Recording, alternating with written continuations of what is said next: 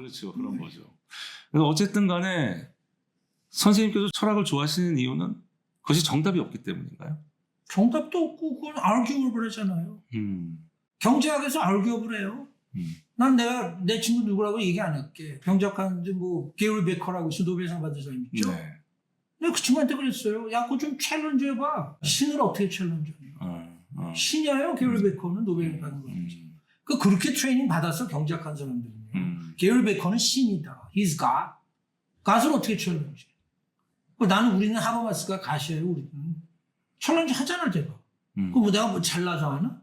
아니죠. 최소한 내가 따라가고 존경하는 정말 어드마이어하는 그런 철학과 사회과학의 어떤 그런 걸 퓨즈 시킨 사람들 있잖아요. 네. 그 사람들이 찰스 테일러고 하버마스고 보주예요.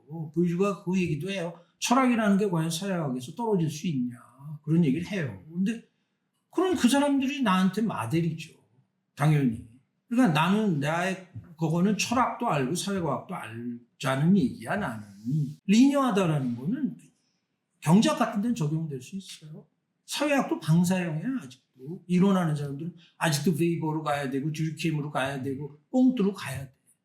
근데 그건 사회학의 주류가 아니에요. 사회학은 이미 먹혔어요. 다 통계고 사회학은 과학인 줄 알아요. 뭘 흉내내냐면 지금 다 경제학을 흉내내요. 지금. 그리고 재밌는 얘기 하나 할까? 미국 가갖고 메이저 대학에서 정치학 사회학 해갖고 훌륭한 대학으로 교수로 가려고 그러잖아요. 뭐 해야 되면 게임 티오리. 게임 티오리는 존 폰, 모르겐스턴 그건 다 게임 티오리 매스메티컬 하잖아요. 매스메틱스 해야 돼요. 왜? 사회과학도 과학이기 때문에. 뭘 따라가려고 해요? 경제학이 그걸 앞에 뭐라고 해요? 세터 스탠다드를 하는 거예요. 따라가는 거예요. 지금 정치론, 뭐 정치 철학, 사회학에서 이론 저 같은 사람은 설 자리가 없어요, 미국에. 제가 예일 가서 세미나 했는데 6개월 동안. 뭐 제가 발표도 했지만 뭐 다른 애들 들어와서 이제 교수들하고 애들하고 선생님. 제가 발표하는데 하나도 이해 못해요. 하나가 하버마스였거든요. 한국지가 하나는 보여주는 거예요. 전혀 몰라요. 그래서 내가 그랬어요. 야, 너네 예일에서는 뭐 안 하냐? 없대. 하나도 몰라요. 철학은. 맨날 인터뷰나 하고 돌아다니는 거야. 그러니까 설문지나 돌리고 돌아다니는 거야. 아니면 통계 계산. 그러니까 지금 선생님이 뭐 그렇게 그걸 디플로하고 개탄하고 그래도 추세는 그래요. 그러니까 우리가 그걸 리지스트 해야 된다고 제가 마지막에 오징어 여기도 마지막에 써놓은 게 우리가 왜 그런 이미지네이션이 자꾸 죽냐라는 거는 그런 어떤 뭐라 그럴까요? 그런 뭐 파지티비즘에 다 치여갖고 지금 장사 제일 잘 되는 게 빅데이터예요 지금. 버클리 같은 데서 프로그램을 만들잖아요 지금. 그러니까 이게 컴퓨테이션 선생님 말씀이 이제 마지막에 제가 생각할 때는 초점이 이제 모여진 것 같은데요. 이제 조금 이제 제가 좀 정리를 좀 하면은 선생님이 처음에 말씀하셨던 서강대 경제학과에 들어가셔서 처음에 이제 딱 접하셨던 어떤 그 학문의 세계? 낯섦이라고 할까 혹은 마음에 안 듦 이게 결국에는 이제 정량적 분석이 뭐 저런 식으로 돼야 되냐라는 말씀으로 저는 아까 얘기를 했습니다. 아니 그거 플러스 또 있어. 아까 말씀 못 드렸는데 정량적인 것만은 아니에요. 그게 아니라 선생들이 예를 들어서 가설들이 있잖아요. 경제학의 가설이 많아요. 예를 들어서 밀턴 프리드만 같으면 무슨 항상소득 가설이에요. Permanent Income Hypothesis. 그러면 이제 Consumption Function이라고 얘기하는데 소비함수 얘기하거든요. 근데 우리나라의 선생님들은 들어가고 그냥 그림만 그려. 그리고 계속 수식 풀고 이런 게 있다. 나는 이런 생각을 했어요. 아니 항상소득 가설은 뭐 또 제임스 듀센베리라는 사람 나와서 Relative Income Hypothesis 얘기해요. 상대소득 가설이다. 아니 그러면 이론의 이 배경은 뭐고 서양 놈들은 이렇게 이론들을 만들어 한국 사람 이름은 하나도 안 나와. 그래서 나는 그게 알고 싶었어요. 더 펀더멘털이 알고 싶었어요. 어느 놈은 이론을 만드는데 어느 놈은 여기서 칠판에다 하루 종일 쓰기만 하고 우리는 외워야 되니 이건 비극 아니냐. 그건 누가 그때부터 제가 지식사회학적인 생각을 했는지도 몰라. 이건 뒤로 돌아다 봐서 생각하는데 그럼 어떤 놈은 지식의 프로듀서고 어떤 놈은 컨슈머야. 소비하잖아. 우리는 소비잖아요. 순소비자. 그럼 걔네들은 거기서 논쟁을 해요. 왜 제임스 듀센베리가 밀턴 프리드만한테 밀렸냐. 그건 굉장히 지식사회학적인 얘기예요. 그 내용에서 밀린 이유가 있어요. 월드 필로소피 오브 사이언스에 나오잖아. 왜 듀센베리가 모디글리아니하고 쟤한테 밀렸는지 밀턴 프리드만한테 그게 장애 다이내믹이에요. 경제학자들은 사회학을 싫어해요. 상대소득 가설은 그거예요. 내가 스pen딩을 하는데 돈을 소비를 하는데 소비 함수니까 선생님이 벤츠 사잖아. 그럼 내 영향 받아 안 받아? 옆집 놈이 벤츠 샀는데 셈이 나겠죠. 셈이 나죠. 그걸 쓴 사람이 제임스 듀센벨이에요. 그래서 경제학계에서 아주 매장당했었고 지금은 거시경제학 책에 안 나와요. 그 얘기가. 왜? 경제학자들은 그거 얘기를 싫어해. 사회학적인 얘기를 싫어해요. 그러니까 그런 문제들이 다 지식사회학의 문제예요. 이거 굉장히 좋은 예예요. 왜 그런 경제학에서는 사회학적인 팩터들이 왜 옛날에 사회학적인 팩터들을 하는 German Historical School하고 싸웠거든. 그러다 이겼거든 얘네들이. 그러니까 다시 망령이 들어오는 걸 방해하는 거예요. 그게 지식사회학이에요. 그거 내가 오늘 신문에서 봤는데 미국의 경제학자가 썼더라고. A very interesting example of 지식사회학, sociology knowledge. 그리고 듀센베릭이 나왔다. 경제학자가 쓴 거예요. 그 지식사회학의 중요한 토픽 중에 하나가 어떤 건 지식으로 간주되고 어떤 걸 제임스 듀센베리는 하버드 예일 교수였나 하버드 교수였나 하버드 교수였지만 지금은 잊혀진 경제학자예요. 꽝 됐어요 그 사람. 근데 뭐 노벨 경제학상 받은 저 밀턴 프리드만은 쟁쟁하지 아직도 머니터리스트 스쿨이라고 해서 무슨 화폐 금융론에 아바지로 되는데 제임스 듀센베리는 완전히 유치해졌어요. 그럼 그거 선생님 말하는 진리에 못 갔을까? 제임스 듀센베리는 난 아니라고 봐. 누가 진리예요 그럼? 선생님한테 물어볼게. 선생님 그거 잘 모르시겠지만 경제학. 프리드만의 항상소득 가설이 맞아. 경제학자들도 몰라요. 그게 Under Determination of Theory by Data. 데이터가 있죠?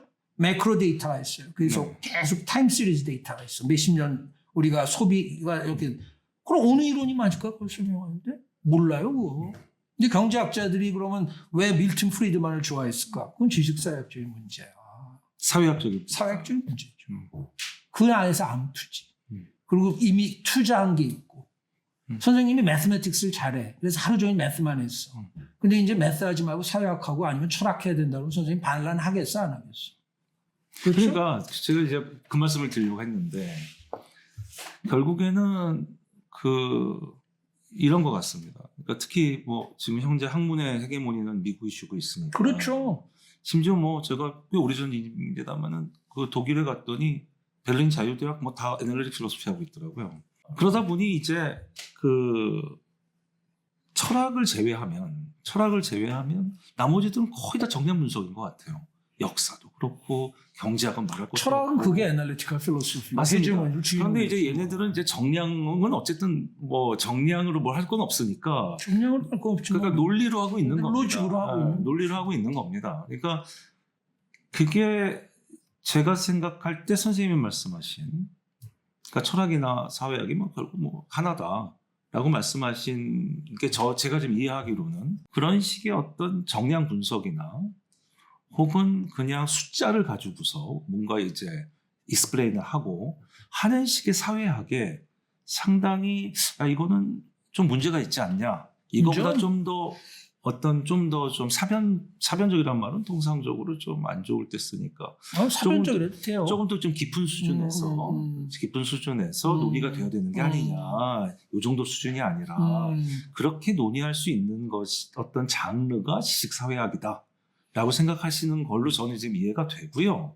아까 이제 철학과의 관계에서는 그거는 이제 뭐 제 방식입니다만은 저로부터 출발해야 한다고 생각하기 때문에 저는 철학을 하는 사람을 철학을 사랑하고 자 그렇다면 이제 선생님께서 말씀하시는 더구나 이제 이 책의 경우에는 사회과학의 철학적 기초를 찾아서라고 되어 있다는 말씀입니다. 네. 그러니까 저는 이제 사실은 그거를 좀 선생님 말씀을 들어보고 싶었던 거예요. 선생님이 생각하시는 철학은 어떤 것이고 이걸 또 사회학에서는 어떤 식으로 받아들여서 어떤 식의 어떤 나와바리에서 테리토리에서 어떤 방법론을 가지고서 논의를 하고 있다. 이런 방식으로 이런 점에서 이제 철학하는 사람 입장에서는 그걸 좀 배우고 사회학 쪽에서 이렇게 얘기를 하고 있구나라는 거를 좀 듣고 싶었던 겁니다. 근데 이제 해야 되나? 이미 다 한 거. 네, 맞습니다. 다 말씀하셨고요. 근데 이제 이런 생각은 드네요. 저는 이제 매우 사변적인 사람이고 그런 점에서 이제 그 소위 이른바 이제 애널 필로소피의 훈련을 안 받은 건 아니지만 그게 철학의 다라고 하는데 굉장히 저는 사실은 거부감 있는 사람이고 저도 마찬가지예요. 마찬가지로 이제 저는 뭐 경제학자도 아니고 뭐 정치학자도 아니지만 역사학자도 아니고 그러나 뭐 철학하는 사람 입장에서 경제학이 저렇게 수량으로 수치로만 가는 거 특히 정치학이 요새 완전히 그냥 통계 분석이더라고요. 정치학, 사회학 다 마찬가지. 그래서 저게 뭐 이렇게 가는 건가? 뭔가 결국에는 정치학과 경제학이나 어떤 관점이 필요한 거 아닌가라는 생각이 이제 세오리가 필요한 게 아닌가라는 생각을 사실 가지고 있었고 그런 측면에서 사실 여쭤봤던 거고 그런데 이제 그게 선생님께서는 이제 요쪽에 이제 뭔가 그것이 뭐 로지컬 파지티비즘이라고 해도 좋고 아니면은 뭐 통계 분석 정량적 어떤 분석이라고 해도 좋고 이제 요쪽과 이제 많이 겹쳐 있는 상태에서 사회학이 선생님 이거 갖고는 좀 안 되지 않냐 좀 더 이거보다 심층적인 논의를 근원적인 논의를 해야 되지 않냐라는 쪽에 이제 말씀을 해오신 것 같고 저는 오히려 이제 더 이쪽에서 사회학이 더 사회학과 철학은 그 근원을 따지는 점에서 좀 다른 것 같은데 철학은 좀 오리엔테이션 돼 좀 다른 곳에 있는 것 같은 느낌인데 제 느낌이 과연 맞게 느낌을 받고 있는 거냐 이걸 여쭤봤어요. 선생님이 이제 우리 끝날 때도 듣고 그랬으니까 난 이렇게 얘기할게요. 선생님이 아까 그런 질문을 하셨는데 우리가 과연 이렇게 뭐 어떤 장이나 뭐 이런 데서 사회를 떠나서 어디에 진리가 존재하지 않을까 그런 말씀을 하신다면 난 거기에 대해서는 아무 답을 할 수가 없어요. 근데 단 하나 철학과 사회학이 싸우는 부분이 있어요. 만약 선생님이 그게 철학의 영역이라 그러면 난 할 말이 없다고 얘기했고 저는 의견이 없습니다. 철학이 옛날부터 뭐의 왕이냐 왜 지식을 그래도 가장 뭐라 그래 뭐 철인 왕이라고 내가 그런 말 하고 싶지 잘난 척을 많이 해왔죠. 그렇죠. 지식에 대해서 가장 뭐라 그럴까 잘난 척 해왔죠. 익스클루시브한 대타적인 나는 그렇지 않다고 봐요. 그래서 사회학적인 어떤 얘기들이 굉장히 필요하다. 그 지식사회학적인 아까 제가 그 경제학이 굉장히 중요한 예예요. 경제학과 학생들은 지금 뭘 배우고 있어요? Relative Income Hypothesis가 있었는지도 몰라요. 그건 죽은 거야. 근데 왜 죽었냐? 그럼 그게 진리가 아니라 죽었냐? 아니라고 봐요. 난. 그건 장애에서 그렇게 만들어진 거예요. 밀려났다는 말씀. 밀려났다는 얘기죠. 그러면 철학자들은 이렇게 얘기할 거예요.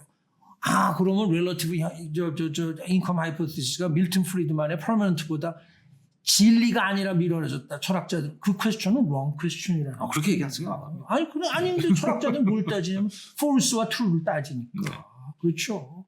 그건 true and false의 문제가 아니라 마나임이 한 얘기가 뭐예요? direct logical attack보다 sociological approach가 훨씬 더 effective하다고 생각해요. 저게. 그러니까 다이렉트 로지컬 어택 해봤자 소용없어요. 어떤 로직이 옳은 로직이에요. relative income이 옳은 로직일까? 그렇지 않으면 그건 경제학자들이 난 여기서 경제학자들 와도 얘기할 수 있어요. 천년 논쟁에도 안 나와요. 얘기는. 결론이 소위 항상소득 가설이냐. 그러니까 그건 뭐 철학의 기본 아는 사람 다 아는 얘기니까. 데이터가 그러면 혼자 얘기해 줍니까? 어느 이론이 맞는지. 그게 under determination theory by data 아니에요. 콰인 명제고 라카투시 뭐. 그러니까 이 문제는 제가 말씀드리고자 뭐 as far as knowledge is concerned 지식이 관계됐다면 제가 볼 때 no boundary between philosophy and sociology. 전 그렇게 생각해요. 근데 일반 사회학자들은 이런 얘기를 안 하죠. 그 사람들은 선생님하고 동의할 거야. 철학하고 사회학은 완벽하게 다른 영역이다. 나는 그렇게 생각하죠. 그러니까 선생님은 이제 아까 사회학이 리니어하고 좀 이상하다고 그랬는데 그건 선생님 이상하다는 뜻은 아니 뭐 어떤 선생님은 그런데 그러니까 생산적인 논의가 된다는 뜻이었어요. 사실은 철학적으로 생산적인 논의가 되게 힘듭니다. 그 멀천이구나. 아까 얘기한 저질 중에 상저질로 간다는 얘기잖아. 뭐 그런 얘기죠. 이 휴밀러티브하지가 않고 전혀 그렇지 않다는 거죠. 그러니까 그게 이제 애널 필로소피와 히스토리 필로소피 경제학자들은 근데 그렇게 할 만한 또 프라이드가 있을 만해요. 왜냐하면 그 사람들은 어떤 이론이 낫다라는 거에 대한 합의가 이루어져요. 어느 정도는. 철학은 절대 아니지. 존 썰이 나와갖고 뭐 바보 또 떠든다. 서로 잘났다. 그럼 스탠리 캐블이 나오면 또 바보 그러고 서로가 하루 종일 쌈박질만 하잖아. 맞습니다. 사회학은 그걸 지향하려고 그러죠. 그러니까 야, 철학과에 배우면 큰일 난다. 우린 경제학을 모델로 삼아. 그래서 제임스 콜맨이라는 사람이 경제학을 모델로 삼아서 사회학도 다 수리화를 해야 되고 수학화를 해야 되고 뭐 그런 거죠. 그러니까 우리는 그런 지식사회학적이라는 건 뭐냐면 어떤 게 한동안 푸코도 제가 볼 때는 다 지식사회학이에요. 왜 어떤 시대에는 미친 사람에 대한 담론이 이랬고 어떤 때는 그래. 그건 뭔가 우리가 어떤 historical relativity를 얘기하지 않은 거잖아요. 역사적인 상대성을 얘기하는 거예요. perception에. 그렇죠? 우리가 매크로하게 얘기할 때 우리 에피스테메라고 얘기했지만 그러니까 그런 문제들이 나는 푸코가 왜 사회학자가 아닌지 몰라. 베리 스마트라고 그 사회학자가 푸코 제일 좋아하죠. 선생님 말씀대로 하면 그가 뭐 사회학자든 철학자든 무슨 상관이 있겠습니까? 무슨 상관이 있겠어. 그러니까 사회학하는 사람 중에 영국 애들은 푸코 좋아하지. 베리 스마트. 뭐 미국에도 저쪽 문화학하거나 사회학을 되게 좋아하죠. 그럼요. 그건 필수죠. 철학하는 데 있어서는 거의 안 들어요. 미국 철학은요. 미국이요? 미국 철학은 나 푸코가 누군지도 몰랐어요. 미국에 있을 때는. 미국 철학에서 그런 걸 안 하니까. 그것도 미국 어떤 학계의 제 생각에는 어떤 폐쇄성이 아닌가 싶은데. 아, 당연하죠. 당연하죠. 어쨌든 뒤 후반부에 여러 가지로 재밌는 얘기들 재밌는 얘기를 많이 해주셔가지고 이거 또 보시는 분들도 저런 식의 어떤 지형도가 있구나라는 생각을 하시게 되지 않을까 싶고, 참고로 이제 저는 플라토니스트입니다. 그러시고. 그러니까 그걸 몰랐어. 굉장히 한심하죠. 아니야. 저는 한심하지 않습니다. 플라토니스트고요. 그거는 선생님의 파이널 보캐블러리겠지. 그렇습니다. 자, 사실은 오늘 방청객이 계시는데요. 여기 우리 김경환 선생님의 제자분들인데 한번 오시고 싶다고 하셔가지고 반갑게 모셨습니다. 차제에 혹시 무슨 오늘 얘기와 관련해서든 다른 어떤 주제든 질문 혹은 코멘트가 있으실 수 있으니까 한번 마이크를 넘겨보도록 하겠습니다. 네, 안녕하세요. 저는 김경만 선생님 제자 이용승입니다. 오늘 인터뷰 잘 들었고요. 선생님께 김경만 선생님께 한 가지 질문이 있어가지고 비트겐슈타인과 규칙 다루기에 관련돼서 이야기를 했고, 오늘 인터뷰가 아마 지식사회학과 관련돼서 많은 내용들이 나온 것 같아요. 선생님께서 말씀하셨던 것처럼 사회과학의 철학적 기초를 관련돼서 이 책이 이제 다루었다면은 이 다음 스텝으로 이제 이 영상들을 보는 학생들 혹은 더 공부하고 싶은 학생들에게 이 책의 다음 책으로 이제 지식사회학과 관련된 혹은 지식에 대한 철학과 관련된 어떤 사회과학 철학과 관련된 책을 추천해 주신다면 어떤 책을 추천해 주실 수 있는지 한번 여쭤보고 싶습니다. 그런 책이 없어서 이 책 쓴 건데. 이 책 다음 책으로. 내가? 예, 혹시 선생님께서 추천해 주실 선생님께서 쓰신 책 중에서 또 읽어볼 수 있을 만한 책들이 있는지 아니면 다음 책 이런 식의 책을 쓴 사람들이 있어요, 영국에. 근데 제가 사실 그 책을 보고 이건 아니다 그래서 사실 이 책을 쓴 건데, 셰로겐 앤더슨이라는 사람이 있어요. 근데 이제 그 양반들도 셰로겐 앤더슨도 사회학과에 있는 사람들이지만 그 사람들은 사회학자인지 그 사람은 별 얘기가 다 나와. 거기는 오디너리 랭귀지 필로소피부터 하이데거까지. 근데 왜 그 사람들이 그 얘기를 하냐면 사회학하고 정치학하고 이런 사회과학하는 학생들이 와서 제일 괴로워하는 게 철학이 약하다. 그래서 도저히 할 수가 없다. 그래서 자기네가 그걸 썼다고 그러는데 저는 그 책이 굉장히 만족스럽지 않더라고요. 그래서 사실 이 책을 쓴 건데 난 이 책 읽고 그 다음은 이제 좀 레벨업을 해서 올라가야 되지 않을까. 그 다음에 제 책으로 따지면 진리와 문화 변동의 정책을 읽어도 되고 담론과의 법을 읽어도 되고 그럴 것 같고요. 제가 제일 원하는 건 사실은 그냥 직방으로 가서 하버마스 읽으면 돼요.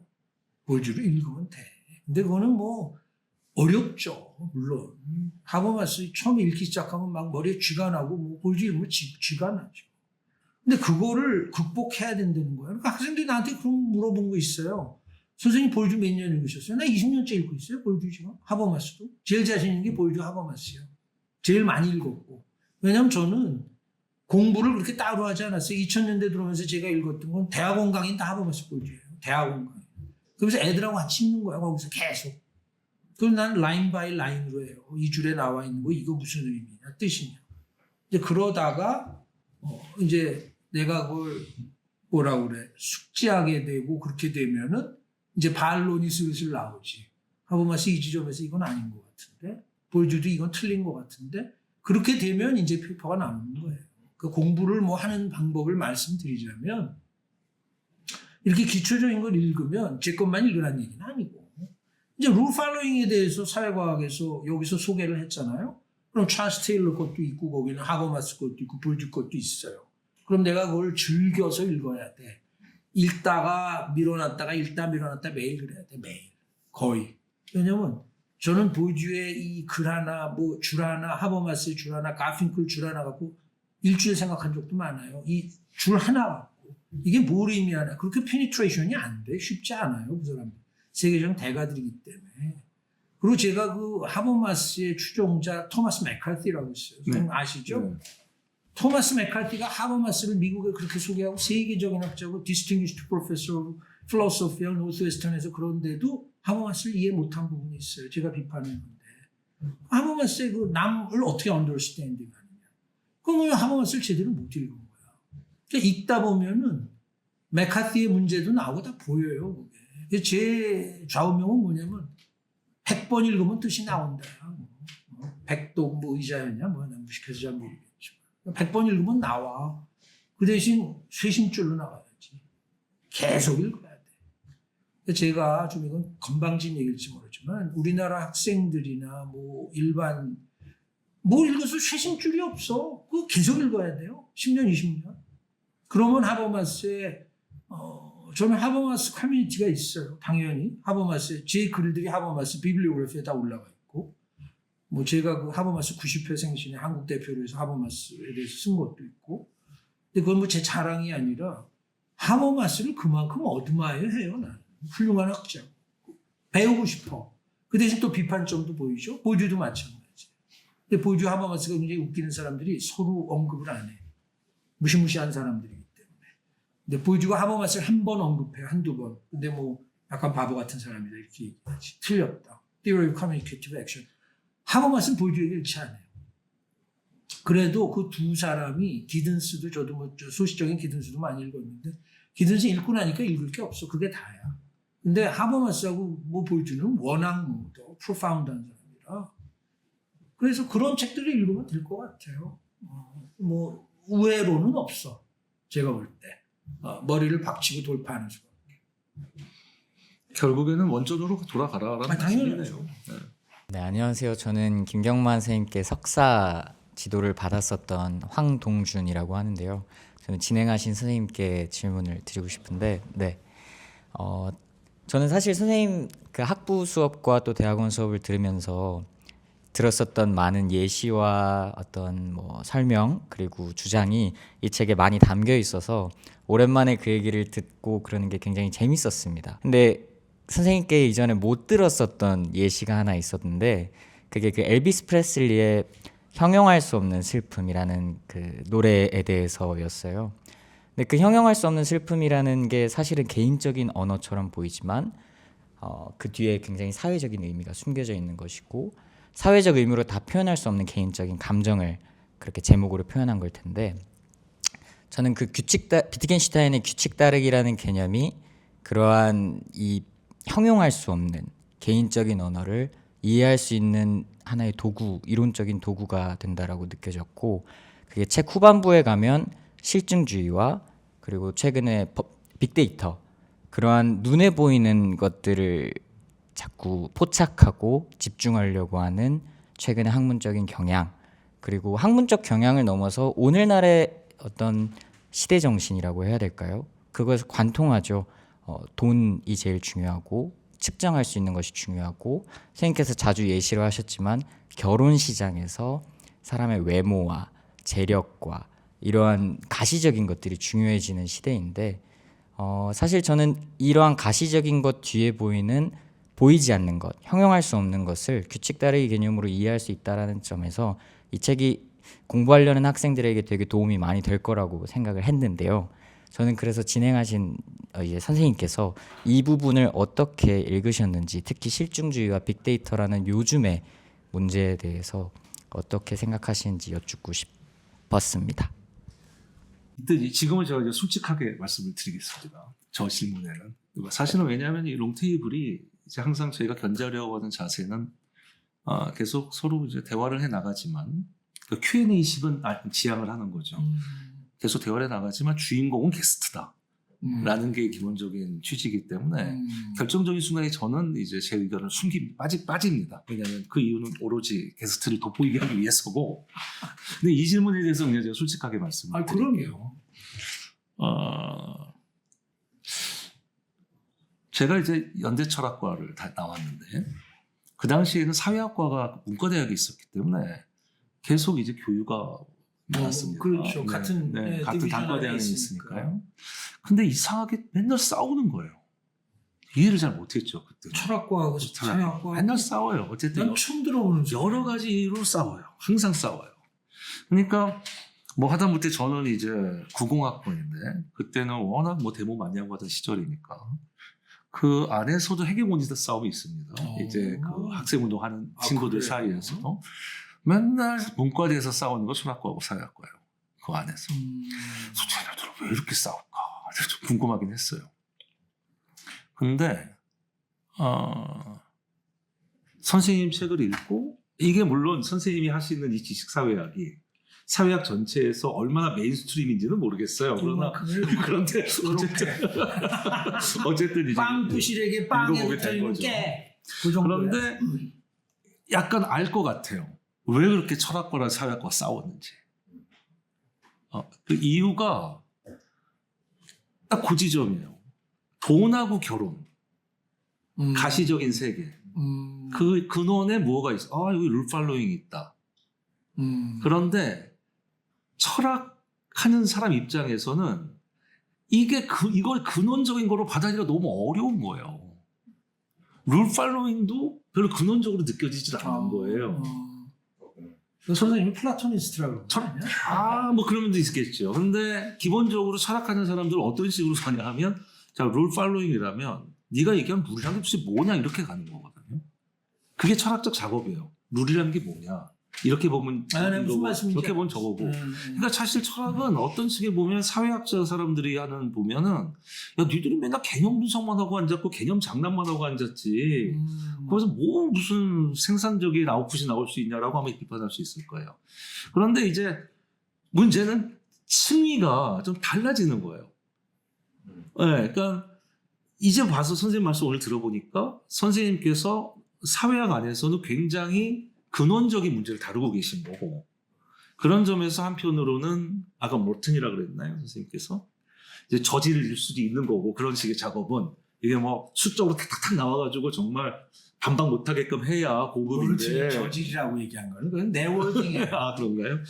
근데 어쨌든 그렇고 그러니까 말씀하셨듯이 사실은 아마도 돈과 결혼 이런 가시적인 문제를 철학적으로 접근을 할 때, 윤리학적으로 접근을 할 때, 이때는 룰 팔로잉만 가지고 가지는 않을 것 같아요. 철학자라면 대체로.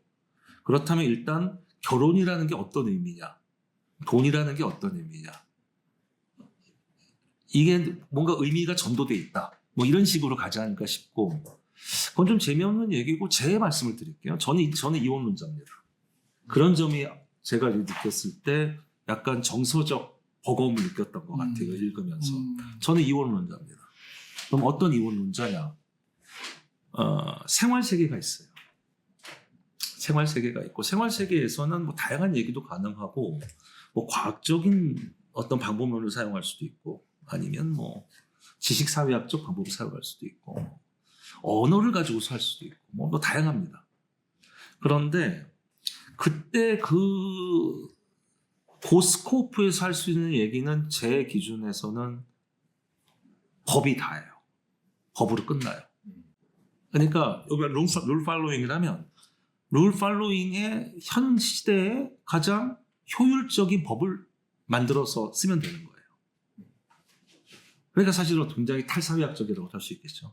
법이 다 해결하는 거니까 아무리 뭐 직사회학 얘기해봐야 다 필요 없고 요 세계에서는 법을 잘 만들면 된다. 입법을 잘하면 된다. 그리고 입법을 잘 한 다음에 법을 잘 운용하면 되는 거고 근데 이제 입법을 할 때 담론이 필요하죠. 어떤 식으로 법을 만들 것인가. 거기에 이제 지식사회학적인 어떤 그 기능이 들어갈 수 있을 거는 같아요. 그러나 그럼에도 불구하고 결론적으로 아웃풋으로 나오는 건 결국에는 법의 형태로 나올 수밖에 없다. 자, 그러면 철학은 뭐냐? 철학은 그 담론 위에 있는 거라고 생각을 하는 거죠. 네. 그러니까 오히려 굳이 설명할 필요도 없고 빈디케이트 할 필요 없고 그러나 구원을 향하는 그냥 간단히 말하면 어떻게 인간이 착하게 살 수 있을까를 고민하는 근데 이렇게 착하게 살아야 한다고 꼭 설명할 필요는 없는 그 설명의 영역은 제가 말씀드린 법의 영역이라고 생각하는 게 제 기본적인 어떤 구도입니다. 그게 제 박사학위 논문인데 그래서 제가 제 박사학위 논문이 윤리학에선 규범 얘기를 하지 마라.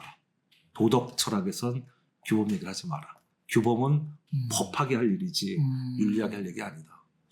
오히려 규범이 아닌 탈규범의 얘기를 윤리학은 해야 한다라는 게 제 박사의 논문 주제인데 굉장히 어렵네 그거. 어쨌든 은지 한순에 배워야겠다. 아닙니다. 그건 아니고 답이 됐는지 모르겠습니다. 네.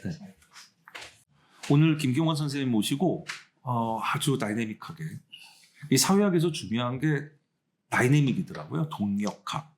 제가 보면서도 여러 번 나오는 걸 제가 확인했습니다. 정확한 뭐 의미를 알 수는 없는데 어쨌든 다이내믹이 매우 중요하다라는 거는 어떻게 제가 캐치를 했습니다. 다이내믹하게 얘기가 진행된 것 같아서 저로서는 아주 행복한 시간이었고요. 보시는 시청자께서도 재밌는 시간이었기를 바라고요. 그리고 이번에 이제 선생님께서 쓰신 이 비트겐슈타인과 규칙 따르기라는 이 책은 매우 재밌습니다. 이 도서출판 국리에서 출판이 되었고요. 그리고 너무나 감사하게도 이 출판사 측에서 저희가 뭐 아시다시피 이제 풀영상이 나오고 나면 구독자 이벤트로 이제 책을 선물해 드리는데 이 책을 14권이나 협찬을 해주셔가지고 좀 더 풍족하게 이 좋은 책을 접할 수 있는 기회를 제공해 드릴 수 있을 것 같습니다. 모쪼록 댓글 많이 달아주시고요. 그리고 오늘 김경환 선생님과의 즐거운 대화는 여기까지로 하도록 하겠습니다. 대단히 감사합니다. 선생님 아유 대단히 고맙습니다. 감사합니다. 오랜 시간 동안 고맙습니다.